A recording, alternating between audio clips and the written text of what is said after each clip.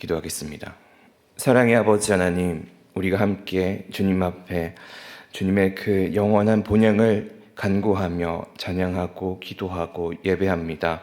우리가 아버지 하나님의 그 나라의 백성으로서 살아갈 때 우리가 주님이 주신 참 기쁨과 평안과 복을 누리고 살아갈 수 있음을 고백하오니 아버지 하나님, 우리의 삶 안에서 우리가 주님의 백성됨을 기억하며 그것을 살아 나아가는 우리 모든 심령들 될 수 있도록 주님 인도하여 주시옵소서. 말씀을 함께 나누는 시간입니다. 전하는 자와 듣는 자 모두에게 복을 내려주시고 온전히 아버지의 뜻이 우리의 삶 가운데 이루어지도록 하여 주시옵소서. 감사드리며 살아계신 예수 그리스도 이름으로 기도합니다. 아멘. 오늘 아침의 일입니다.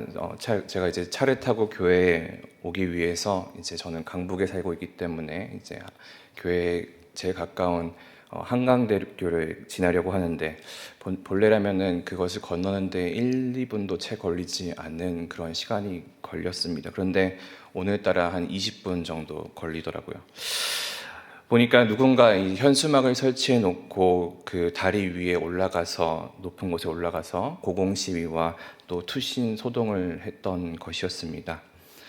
사고나 사태가 일어나는 것을 막기 위해서 경찰과 또 소방서에서 사람들과 차들이 왔었고, 그리고 그 한강대교 2차선부터 4차선까지 모두를 막아서 에어매트를 깔았습니다. 그리고 저는 이제 교회에 와야 했고 또 어디를 가야 하는 상황이었기 때문에 지나가면서 잘 해결되도록 그렇게 안전하게 이 사태가 맞춰질 수 있도록 기도하였습니다.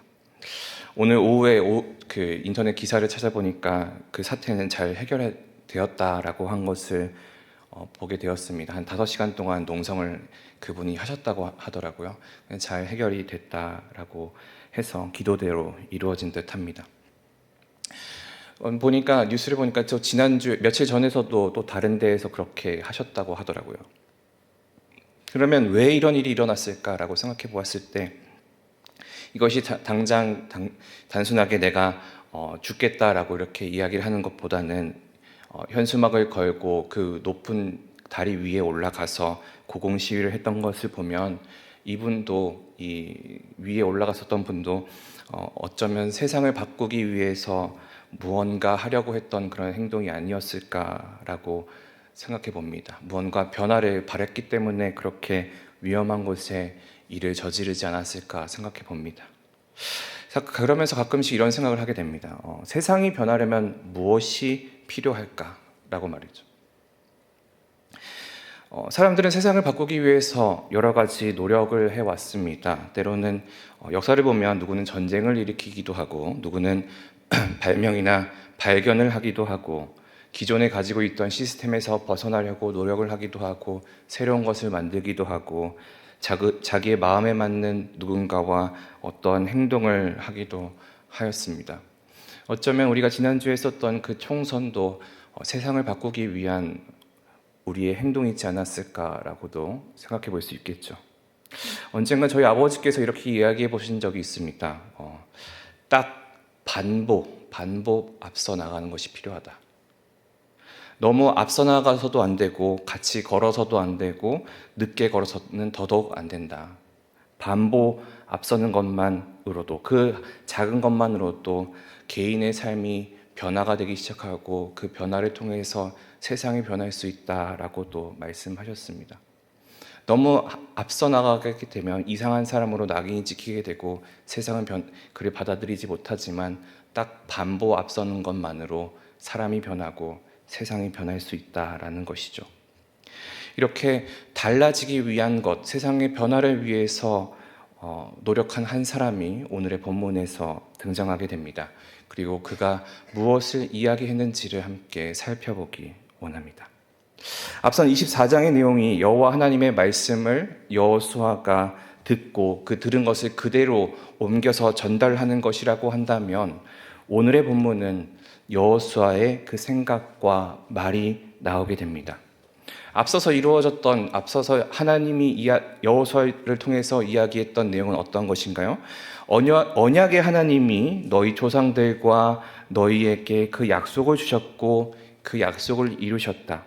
그리고 너희가 차지하고 있는 이 땅, 너희가 되고 있는 이 가나안 땅에 너희는 무혈 입성하여 그것을 모두 누릴 수 있게 되었다. 너희가 짓지 아니하는 건물들과 짓지 아니했던 농사들을 누리면서 살아갈 수 있게 되었다. 그리고 이 모든 것은 여호와 하나님께서 너희를 위해서 하신 것이다. 이렇게 이 모든 내용들을 여호와의 이야기를 전달한 것이 여호수아입니다. 오늘의 본문이 14절부터는 이제 그 이야기하는 사람이 여호와 하나님으로부터 여호수아로 옮겨지게 됩니다. 하나님의 말을 옮기는 것이 아니라 이제 여호수아 자기가 가지고 있는 그 생각을 이야기하는 모습이죠. 자, 이제 하나님께서 너희에게 이렇게 말씀하셨고 너희에게 이 많은 것을 주었는데 너희는 알고 있지? 그리고 그 다음에 그러면 너희는 무엇을 해야겠니? 이렇게 물어보고 있는 것입니다. 14절인데요. 그러므로 이제는 여호와를 경외하며 온전함과 진실함으로 그를 섬기라. 너희의 조상들이 강 저쪽과 애굽에서 섬기던 신들을 치워버리고 여호와만 섬기라. 여호수아는 조상들이 섬겼던 그 신들을 이야기하면서 그 조상들의 그 이야기를 하면서 백성들에게 그들 가운데 있는 신들을 제거하라라고 이야기를 하죠. 그리고 그 어떻게 하냐 이렇게 이야기했을 때 온전함과 진실함으로 결국엔 그 모든 것에 충성을 다해서 주를 섬기라라고 이야기를 하는 것인데, 이 본문에서 성경은 우리가 하나님께 어떻게 나아가야 할까에 대해서 이야기를 합니다. 총 4가지를 이야기하고 있는데, 첫 번째로는 여호와를 경외함입니다. 경외라는 것은 무엇이죠? 두려움과 공경함을 합쳐 있는 단어입니다. 하나님을 두려워하기도 하면서 동시에 공경하라라는 뜻입니다. 하나님을 사랑하지만 동시에 무서워하는 존재라는 것이죠. 내가 하나님께 많은 사랑을, 무한한 사랑을 받았기에 하나님께서 나에게 사랑을 주시는 분이라는 것을 믿지만 동시에 이 하나님께서는 나를 죽음의 구렁텅이로 떨어뜨릴 수 있다라는 존재로서 인정하는 것입니다. 그리고 그것이 나의 삶을 통해서 드러나게 하는 것, 이 공경함과 이 두려움이 동시에 드러날 수 있게 살아가는 것, 그것이 우리가 하나님을 믿는 자로서 하나님을 대하는 자로서의 태도가 그렇게 되어야 한다라는 것이죠. 그런데 우리가 하나님을 단편적으로 보는 경우가 많습니다. 왜 그렇게 이야기를 할까요? 왜냐하면 우리가 하나님 아버지라고 이야기를 하면서 그 아버지에 대한 이미지가 잘못하게 세워져 있기 때문이죠. 우리의 육신의 아버지를 가지고 우리의 하나님, 여호와 하나님, 그 하나님 아버지와 비교를 하려고 하기 때문입니다. 우리가 하나님을 아버지로 받아들이는 데 있어서 우리가 가지고 있는 우리 육신의 아버지에 대한 이미지가 하나님을 편향적으로 받아들이게 되죠. 그래서 어떨 때는 하나님을 마냥 무서운 분, 불편한 분으로 여기기도 합니다. 근데 반대로는 마냥 사랑의 하나님으로 여기기도 하죠. 그래서 어떤 이단은 이것을 피하기 위해서 그 어머니 하나님이라는 개념을 도입하기 시작했습니다. 왜냐하면 그 아버지가 가지고 있는 이미지가 안 좋을 수 있다는 것을 이용하기 때문입니다. 거기 그 이단은 사실은 교주도 여자분이고 해가지고 더 그럴 수도 있겠지만 그 어머니 하나님이라는 개념을 도입합니다. 그러나 이 하나님의 경외함이라고 하는 이 두 부분, 두려움과 공경함을 동시에 마음속에 새겨지는 것이 하나님을 대하는 모습입니다. 어떤 목사님이 계신데 그 목사님이 고아로 자라오셨습니다. 어머니가 어떤 분이신지를 모르는 거죠. 하나님의 은혜를 받아서 신학교를 가고 결혼도 하고 안수도 받고 유학도 갔는데 이제 아이가 태어날 때가 된 거예요. 근데 이 아이가 태어나는 것이 너무나 두려웠다고 합니다. 왜냐? 사실 모든 아버지, 저는 이제 결혼도 안 하고 아이도 없으니까 그것에 대해서 공감을 잘 못하겠지만 이제 다른 사역자들과 그 이야기를 나누게 되다 보면은 이 아이를 낳는 것에 대한 두려움을 가지고 있다고 하시더라고요. 내가 이 아이를 바로 키울 수 있을까? 이 아이가 부족함 없이 성장하게 내가 도와줄 수 있을까라는 그런 두려움, 내가 똑바로 아버지 역할을 할 수 있을까라는 그런 두려움을 가지고 있는데, 그것을 넘어서는 다른 두려움이 이 목사님에게는 있었다라는 거죠. 왜냐? 자기에게는 아버지란 존재가 없었기 때문이에요. 그 아버지에 대한 사랑을 받아본 적이 없기 때문에 아버지가 어떻게, 아니면 아버지로서 그 마음을, 그 사랑을 아이에게 표현할 수 있을까, 그 사랑을 줄 수 있을까에 대한 두려움을 가지고 있었다고 해요. 그래서 기도를 했다고 합니다. 하나님, 내가 이 나의 아이에게 어떻게 아버지로서 사랑을 줄 수 있을까요? 그때 그 목사님이 받은 그 응답이, 얘야, 너의 아버지가 누구냐? 내가 아는 아버지, 너에게 사랑을 주는 아버지가 누구냐? 그 아버지, 너의 그 하늘 아버지에게로부터 받은 사랑대로 너의 아이에게 사랑을 하면 된다. 그 성경 말씀을 통해서 배운 사랑, 하나님을 믿으면서 받은 사랑, 그 아버지 하나님의 그 사랑처럼 너희 그 태어날 아이에게 사랑을 베풀어 주면 된다라고 그렇게 응답을 받았다고 합니다.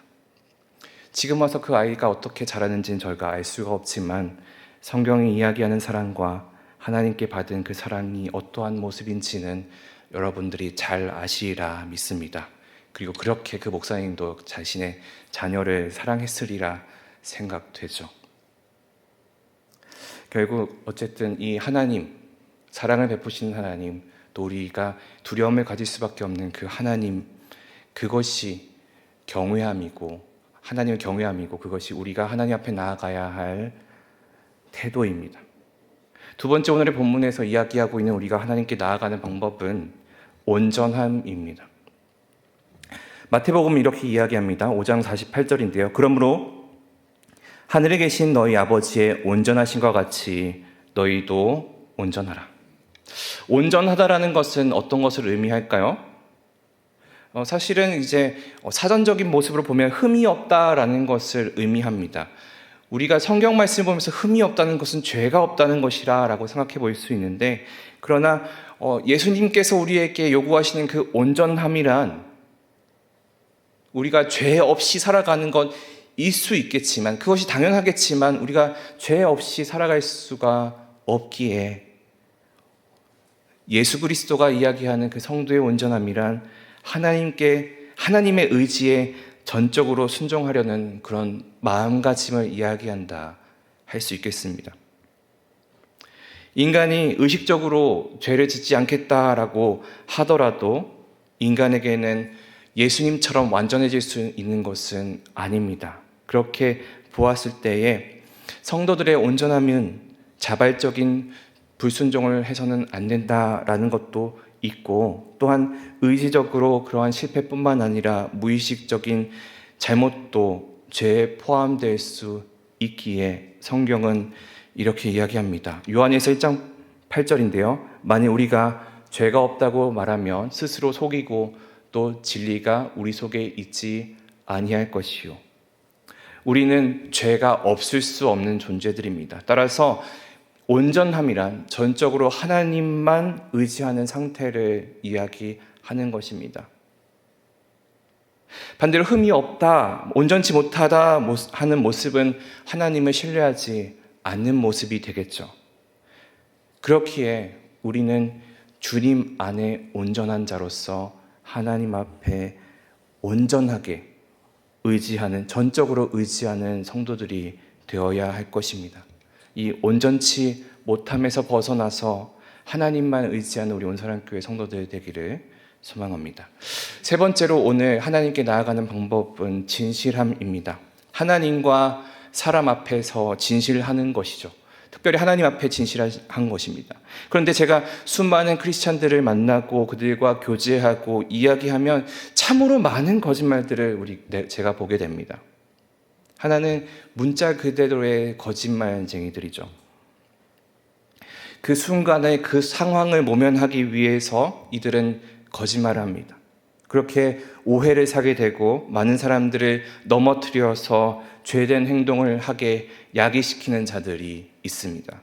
또 다른 부류의 거짓말쟁이들인데 그들은 입으로 말하는 것과 그 지식과 그 삶이 일치가 되지 않는 사람들입니다. 우리가 말하는 것과 살아내는 것을 같이 하지 못한다면 결국엔 그 사람들은 사람을 속이고 하나님을 속이고 그리고 스스로를 속이게 됩니다. 하나님은 어떠한 분이시죠? 하나님은 진실한 하나님이십니다.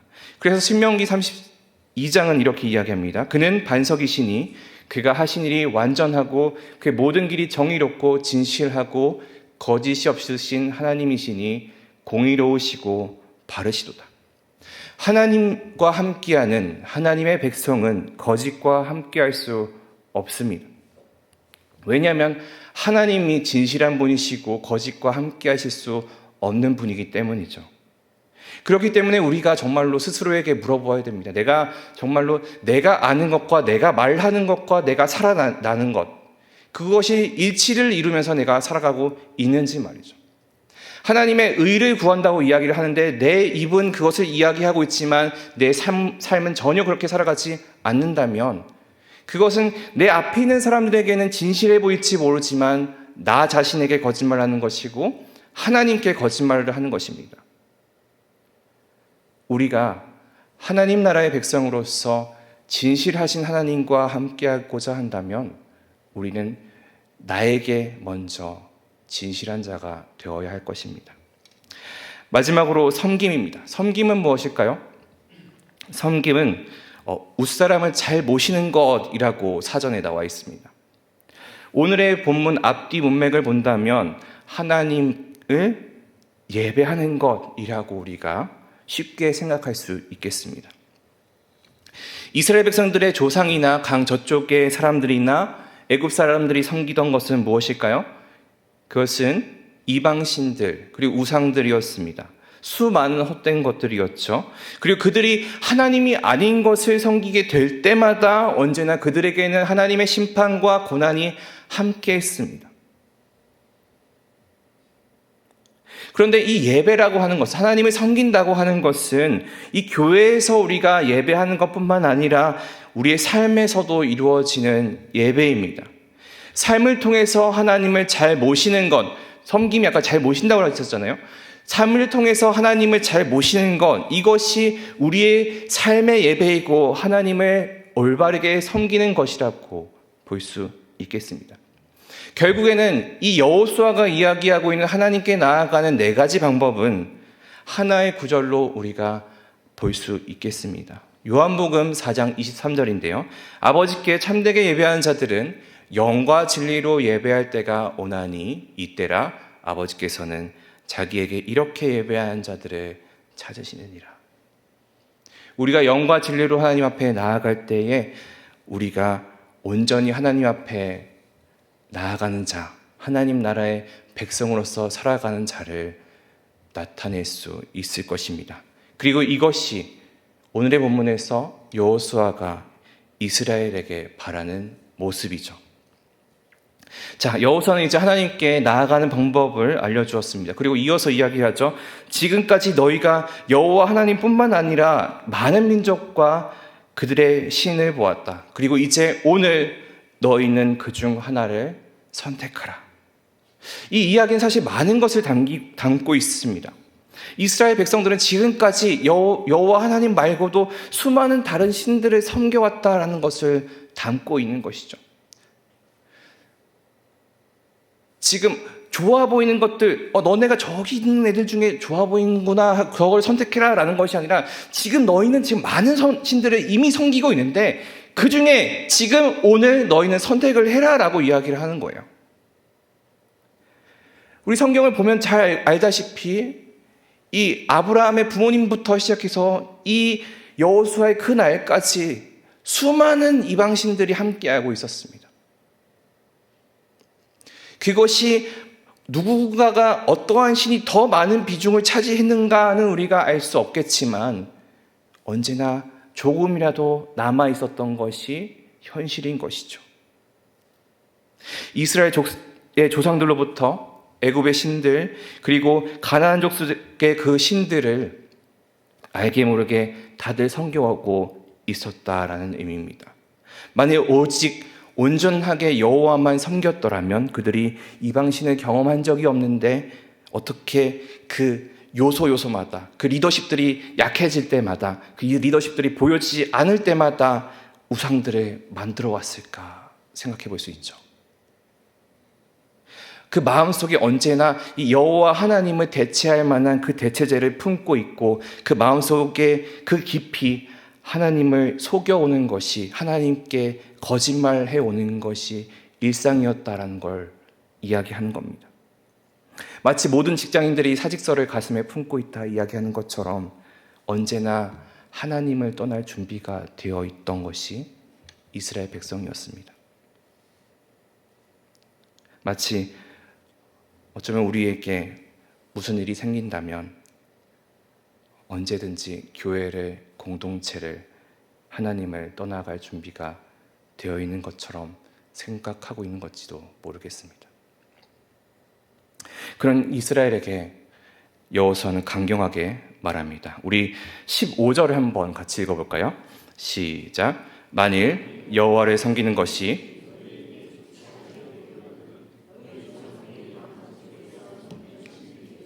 또는 너희가 거주하는 땅에 있는 아모리 족속의 신들이든지 너희가 섬길 자를 오늘 택하라. 오직 나와 내 집은 여호와를 섬기겠노라 하니. 여호수아는 이스라엘에게 전에 없었던 일을 이야기합니다. 아마 거의 성경의 유일한 모습이지 않을까 생각을 하는데 그것은 바로 선택입니다. 선택은, 성경에 나와 있는 선택은 하나님이 하시는 겁니다. 사람이 하는 것이 아니죠. 하나님께서 아브라함을 선택하셨고 하나님께서 이스라엘을 선택하셨고 모세를 선택하셨고 다윗을 선택하였습니다. 또한 여러분들을 선택하였고 그 백성을 삼으셨고 예수 그리스도로 말미암아 구원받도록 하셨죠. 선택은 하나님의 역할입니다. 근데 오늘 반대의 선택을 말합니다. 뭐죠? 내가 섬길 신을 선택하는 날입니다.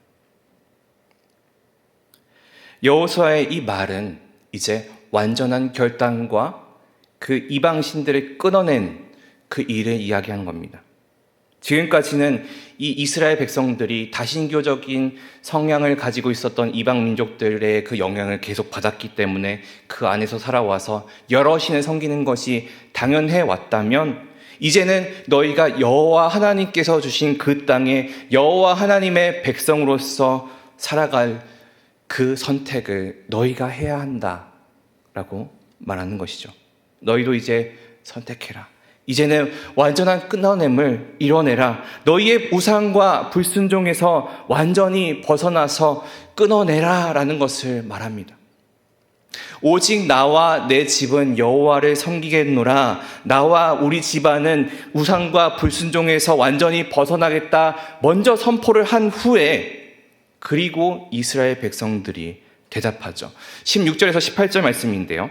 백성들이 대답하여 이르되 우리가 결탄코 여호와를 버리고 다른 신들을 섬기지를 아니하오리니 이는 우리 하나님 여호와께서 친히 우리와 우리 조상들을 인도내어 애굽 땅 종되었던 집에서 올라오게 하시고 우리 목전에서 그 큰 이적들을 행하시고 우리가 행한 모든 길과 우리가 지나온 모든 백성들 중에서 우리를 보호하셨으며 여호와께서 또 모든 백성과 이 땅에 거주하던 아모리 족속을 우리 앞에서 쫓아내셨습니다.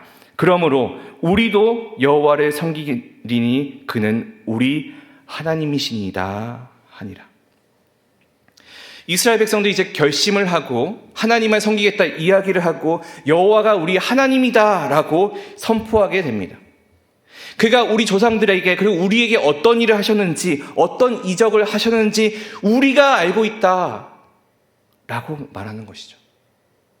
그리고 이스라엘은 여호와를 선택하겠다 말합니다.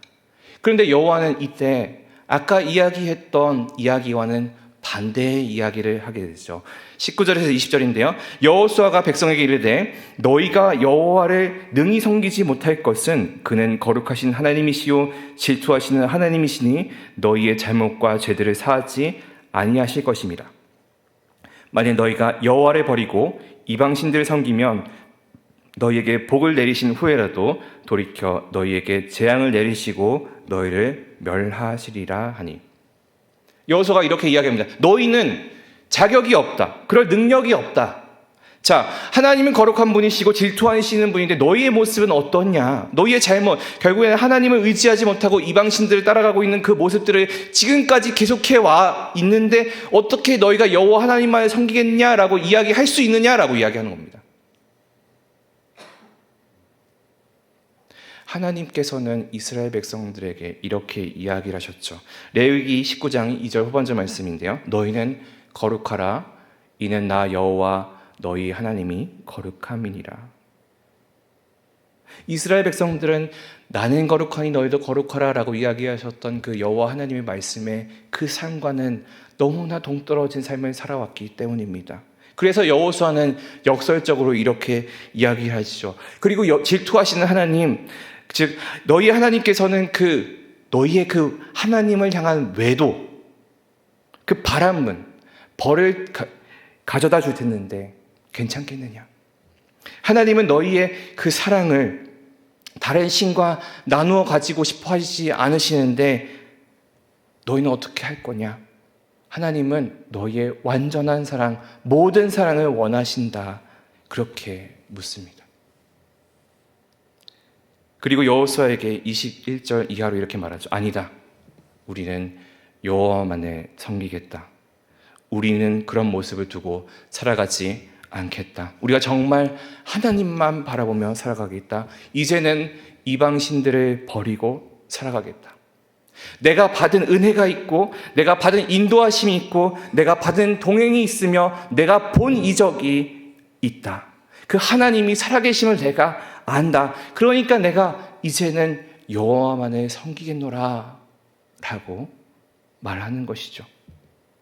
우리가 여호와를 택하고 그를 섬기겠노라 하였으니 우리가 우리 하나님 여호와를 섬기고 그의 목소리를 우리가 청종하리이다 하는지라.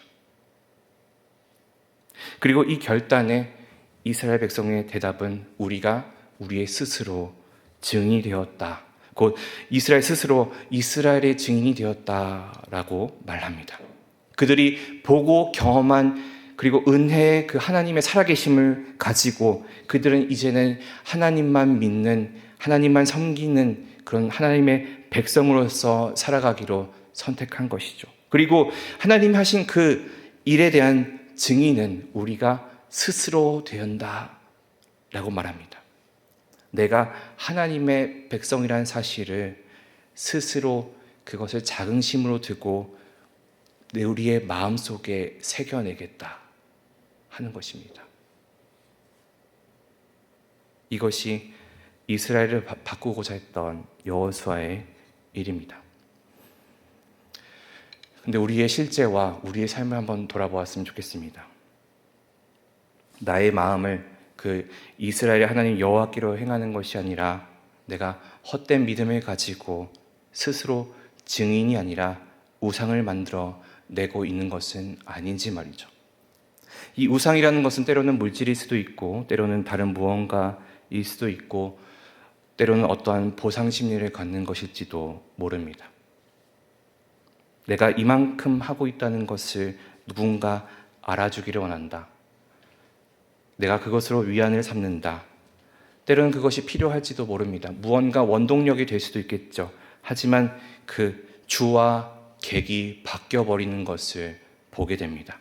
그런 상황에서 성경은 이렇게 이야기하죠. 마태복음 6장 1절에서 2절인데요. 사람에게 보이려고 그들 앞에서 너희 의를 행하지 않도록 주의하라. 그리하지 아니하면 하늘에 계신 아버지께 상을 받지 못하느니라. 그러므로 구제할 때에는 외식하는 자가 사람에게서 영광을 받으려고 회당과 거리에서 행하는 것 같이 너희 앞에 나팔을 불지 말라. 진실로 너희에게 이르노니 그들은 자기 상을 이미 받았느니라. 이런 마음을 가지고 누군가 내가 하고 있는 것에 대한 알아줌을 기대하면서 살아가고 있다면 이것은 결코 나의 마음을 이스라엘의 하나님께 향하고 있는 것과는 다른 방향으로 살아가고 있는 것이죠. 그리고 이어서 예수님께서는 마태복음에서 이렇게 이야기하셨습니다. 너희를 위하여 보물을 땅에 쌓아두지 말라. 거기는 좀과 동록이 해하며 도둑이 구멍을 뚫고 도둑질 하느니라. 오직 너희를 위하여 보물을 하늘에 쌓아두라.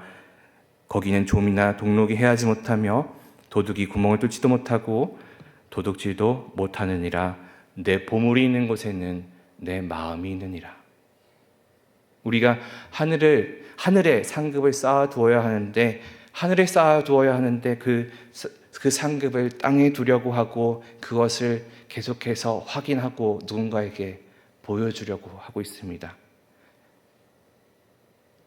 그렇게 되면 어떻게 되는 것이죠? 결국에는 모두를 잃게 되는 일입니다.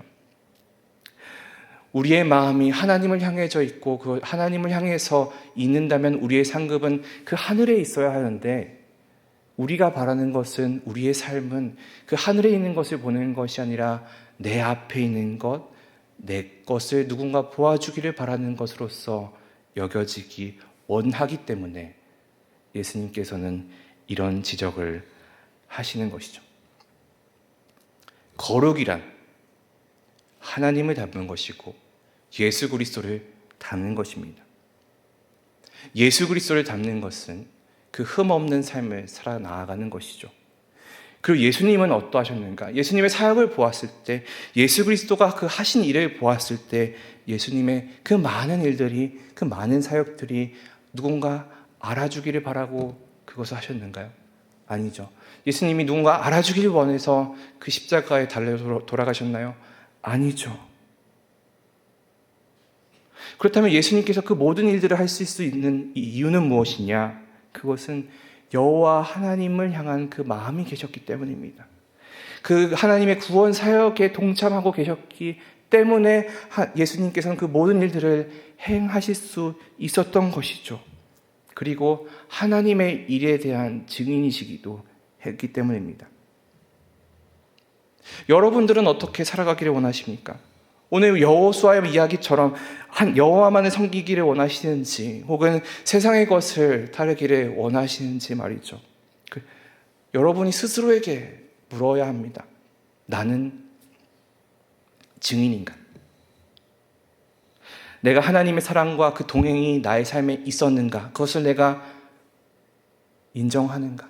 내가 그것을 경험을 했는가? 내가 그 삶 안에서 하나님이 하셨던 많은 일들을, 나를 구원하신 그 많은 일들을 내가 증인으로 살아갈 수 있는가? 내가 하나님을 믿는 증인인가? 나는 무엇을 선택할 것인가? 내가 하나님을 섬기고 하나님의 나라와 의를 구하는 것을 내가 선택할 것인가? 아니면 세상의 것과 사람의 인정을 바라면서 내가 나의 상급을 땅에 둘 것으로 선택할 것인가? 사람의 눈을 의식하며 살아갈 것인가? 하나님을 바라보면서 살아갈 것인가? 만약 하나님을 여호와 하나님만을 섬기기로 선택하신다면 내가 내 가슴 속에 내가 하나님의 백성이라는 그 자긍심을 가슴 속에 새겨내기를 소망합니다. 내 정체성은 하늘로부터 온 것입니다. 내가 하나님을 믿기에 내가 하나님 나라의 백성이며 여호와만을 섬기기로 선택하고 이 일의 증인이 되겠다라는 그 마음을 가지고 내 마음속에 그 자긍심을 새기기를 원합니다. 우리가 결단하고 또 선택하였습니다. 내 마음을 이스라엘의 여호와 하나님께로 향하고 하나님 나라의 백성임을 내 가슴속에 자긍심으로 새기고 그리고 참 하나님의 그 일하심의 증인임을 우리가 바라며 살아가기를 소망합니다. 함께 기도하시겠습니다. 사랑과 은혜의 아버지 하나님, 우리가 여호수아의 그 이야기를 통해서 우리가 어떻게 하나님 앞에 나아갈 수 있는지를 고민하게 하여 주시고, 또 우리의 삶을 통하여서 우리의 마음이 여호와 하나님을 향하며 그 백성임을 마음속에 새기고 주님의 하나님 나라의 하나님의 일하심의 증인이 되기를 결단합니다. 하나님, 우리의 삶 안에서 우리의 그 흔들리는 마음을 붙잡아 주시고 온전히 살아계신 여호와 하나님만을 섬기도록 결단하는 우리 모든 심령들 될 수 있도록 인도하여 주시옵소서. 세상의 시선과 세상의 상급과 세상의 것을 바라는 것이 아니라 오직 우리의 상급을 그 하늘나라에 두고 아버지 하나님의 일하심을 기쁨으로 동역할 수 있도록 인도하여 주시옵소서. 감사드리며 살아계신 예수 그리스도의 이름으로 기도합니다.